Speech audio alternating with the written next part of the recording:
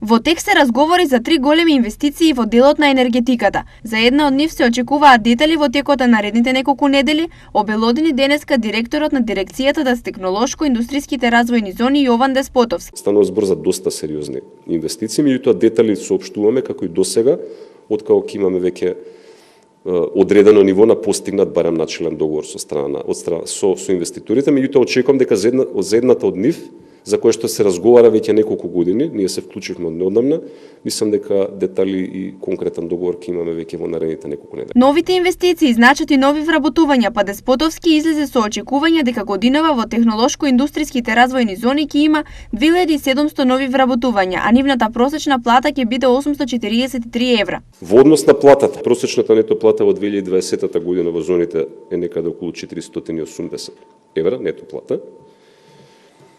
Споменав дека за овие 2700 нови работни места кои што инвеститорите со кои што ги затворивме договорите во 2021 година, просечната нето плата до 2025 година треба да достигне 843 евра.